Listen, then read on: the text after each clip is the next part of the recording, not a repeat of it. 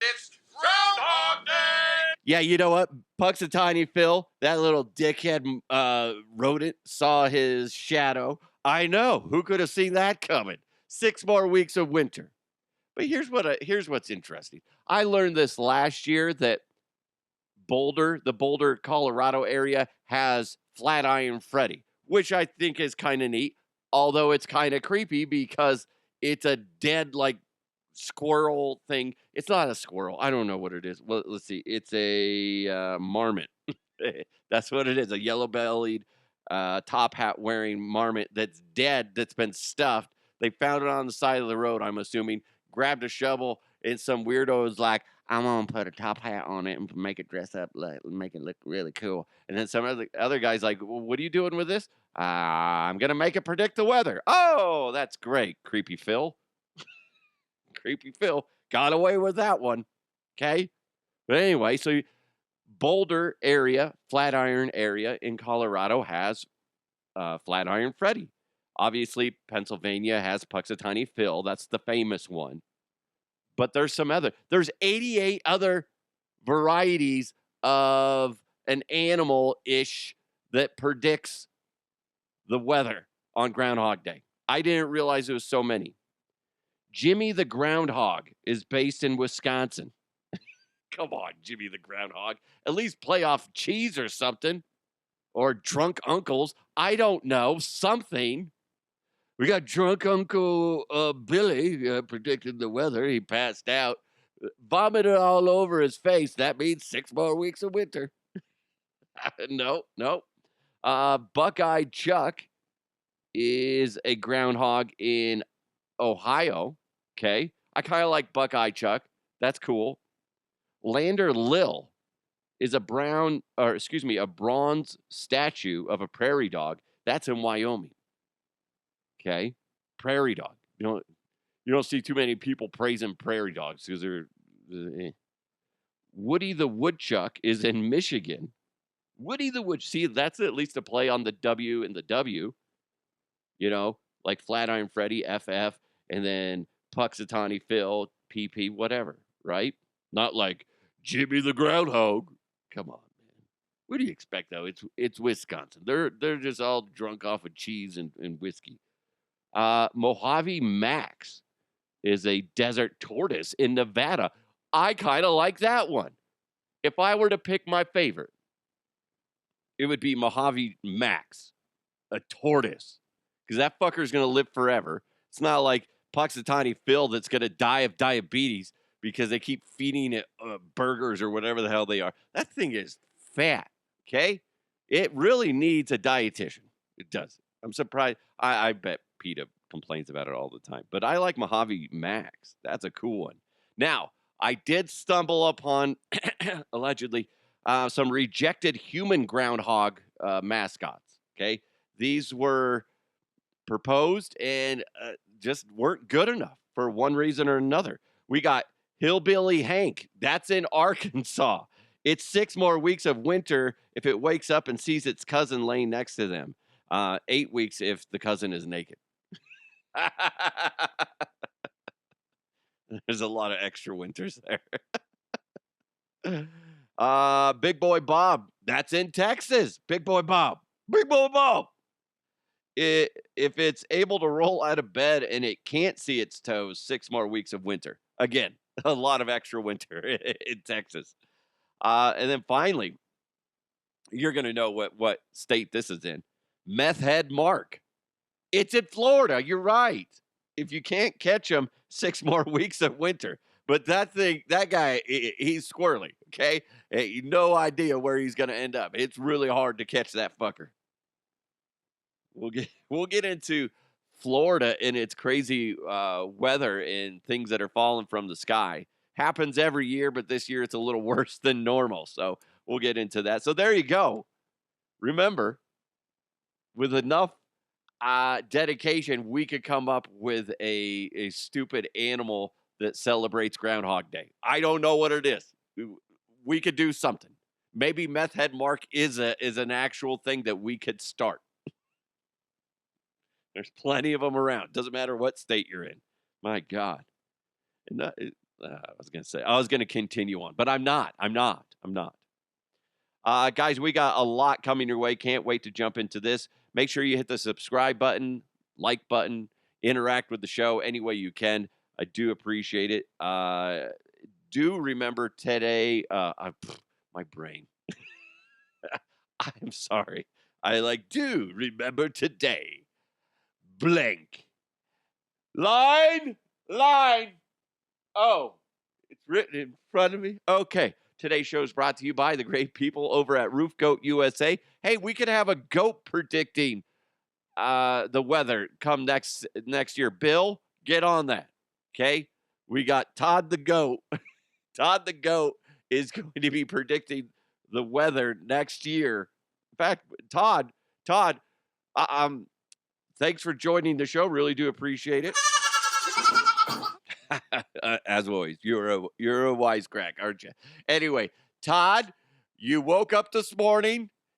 Did you eat a can of tuna, including the can, or didn't you? Because if you did, 6 more weeks of winter. Oh my gosh, 6 more weeks of winter. Thanks, Todd the Goat. See how easy that is? Bill, Roof Goat, got to make that happen next year. We're going to have Todd the Goat predicting the weather. Is that not more entertaining than some rich, snobby guys in Pennsylvania grabbing a fat groundhog out while they're wearing top hats and they're like, Punxsutawney Phil, I declarate that he has seen a shadow. 6 more weeks of winter, folks. Don't forget to get your hot cocoa at Carol's. Right? Anyway, back to Roof Goat USA. When it comes to roof repairs, you're going to want to go with the best. You're going to want to go with the GOAT. Who's the GOAT? I just said it, okay? Roof Goat USA. They've been in business for over 24 years. They're out in Michigan. They're also out here in Colorado. So whether you're in one place or the other, you need to contact the GOAT. Go to roofgoatusa.com. Again, roofgoatusa.com. They'll come out, give you a free evaluation on your roof just to see if there's anything going wrong with it or not. Sometimes they go out to places that are like, you know what? Things are looking good. You're good to go. But if there's a problem, maybe you've experienced a problem, you have a question about something, they're going to be able to answer the problem and lead you in the right direction for what the next steps need to be. Roof Goat USA, they're insanely good. Whether you're getting your commercial building done or residential done, doesn't matter. Maybe you want metal roofing. Maybe you want the standard shingle stuff. Whatever. They can do it. And they give you a 30-year guarantee on their work. That's 30-year coverage from install date on all materials and labor. Again, 30-year coverage. That's amazing. That's the Roof Goat USA way. So for all your roofing needs, go ahead, contact the GOAT. Roof Goat USA at roofgoatusa.com. Say it with me, roofgoatusa.com. Experience the Roof Goat USA difference today. And what we should do now is jump into headlines. Let's go! Let's go! And now, here are the headlines. This story is going to be buzzing once it starts spreading out further and further. Okay? What am I talking about? One of my most popular episodes I ever did was with a DIA insider, somebody that's worked over at the Denver International Airport for years and years and years. This is one of my first interviews I did. And he gave me the inside scoop on all the, conspiracy theories about the airport, what has logic, what doesn't. I'll tell you what, in regards to conspiracy theories, it's not very logical that there's a secret alien base underneath it. It just does not make sense, guys. But anyway, that doesn't stop the conspiracy theorists.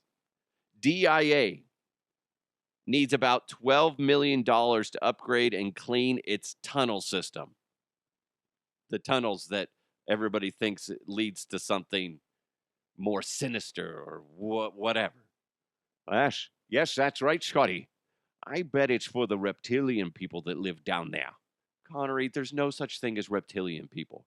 Oh, I beg to differ, Scotty. Those tunnels must reek of feces, urine, and moldy lettuce because that's all they do is poop, piss, and eat moldy lettuce. That doesn't, what? Seriously, Scotty, it sounded better in my head. Then I said it out loud. Now I feel foolish. But that doesn't stop the fact that we got a reptilian base hiding at DIA. No, I don't. Stop it. Jesus. You know, when you say stuff out loud like that, it does make you sound stupid, Connery. There are a lot of people, though, that believe it. And the fact that if you go to DIA and you look at the artwork, DIA has totally embraced the conspiracy nut jobs. And they have like little hidden things around. And what was it? They like put paintings up there, and people are like, "Oh my god!" There was a banner, and I meant to take a picture last time I was there. It had an alien on it. It was so funny. It said something like, "We're under this section's under construction," and I want to say it was an alien with a hard hat on, something like that, which would be funny. Some people would be like, "Oh, that's real clever, hiding in plain sight. They're just teasing us." Teasing us. They know the aliens live under there. Come on, man. That is a rabbit hole you can go down with all the DIA secrets.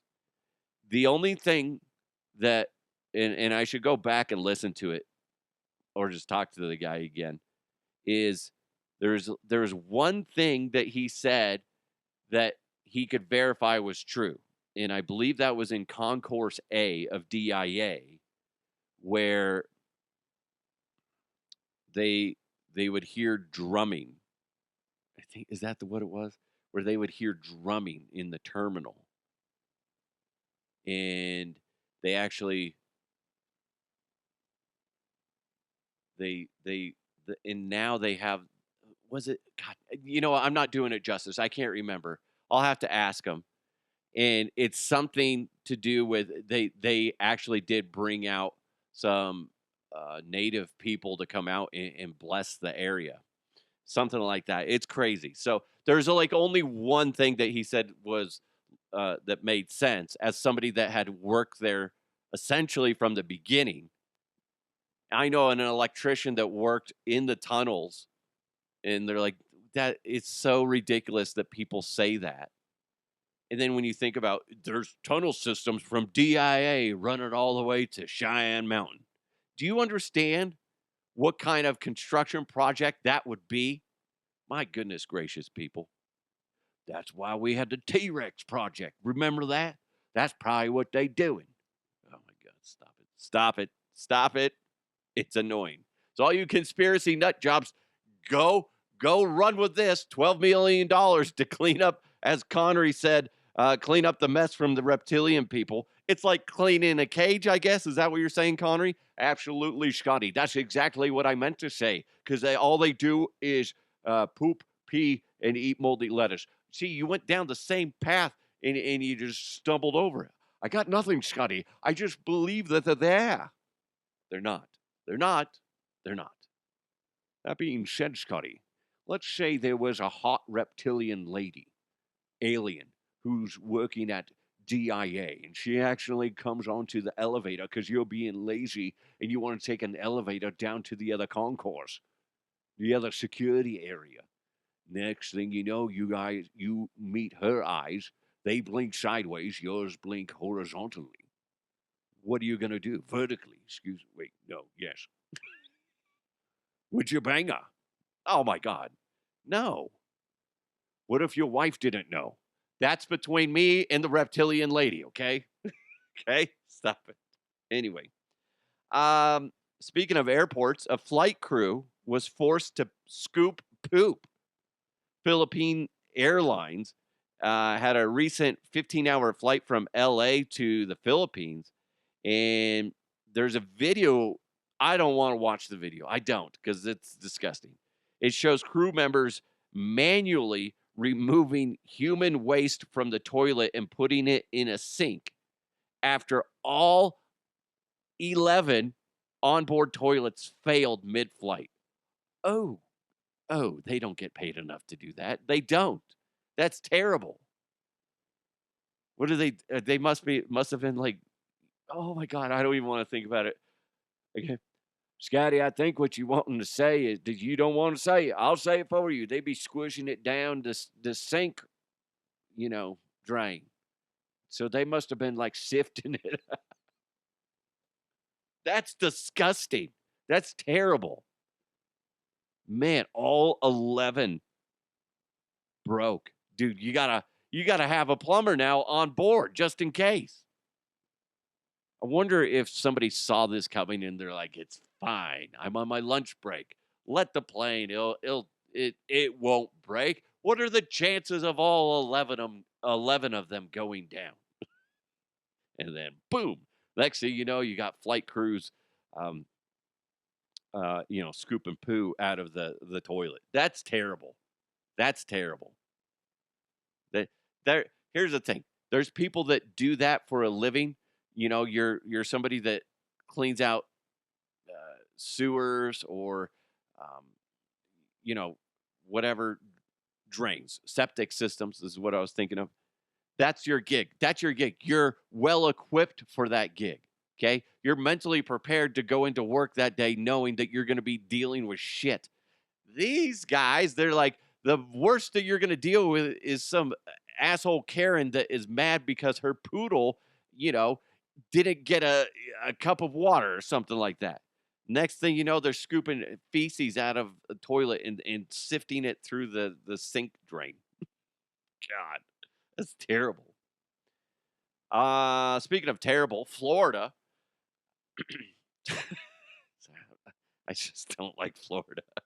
Um, a big thing that happens every year around this time is in Florida when the temperature drops to a certain degrees. I think it's in the 50s, then to the 40s, definitely. Um, iguanas that normally live and hang out in the trees will get so cold because they're cold blooded animals, right? Yes. They get so cold, they get paralyzed and drop from the trees. And just like they end up landing on people, or you just see a bunch of them laying on the ground. So all these Floridians are going around scooping up uh, iguanas and giving them to, you know, people or, the animal control or whatever so they can do whatever they need to. That's fucking nightmare fuel. Could you imagine you're just walking outside and all of a sudden you get fucking iguana dropping on your head? Some of those weigh a decent amount, especially if that motherfucker was high up in the tree. Like, smack! Fuck! What happened? Got hit in the head by a fucking iguana. Again? Yes, again. Ugh. Another reason to not go to Florida. Come on. Have you ever seen the videos of the alligators or crocodiles, whatever? They're in a frozen like pond and they're just essentially hibernating, but their eyes and their nose, so they can breathe, are above the water. And you just see them. They're alive. They're just essentially hibernating, waiting to thaw out so they can eat people. That's that's Florida. Florida, terrible. Or other places around there. If you didn't see, Artemis II with NASA is set to launch on Sunday. It's going to orbit the moon, then come back. I believe it's about a 10-day start to finish process. And they're going to go make an orbit around the moon. They're going to go further than any humans have ever gone before. And then they're going to come back. They're going to evaluate whatever the hell's on the other side and do whatever. And that way they can be set up for Artemis 3. I believe it is set for next year to go, if not sooner, to go and land on the moon and whatever. I think that's kind of neat. My kids are excited. I'm excited. Why not?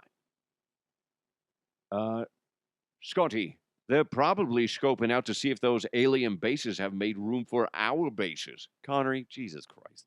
Do you honestly think that there's aliens on the moon? Not only do I think that aliens are on the moon, I believe that the moon is hollow. It rings like a bell. Look that one up, okay?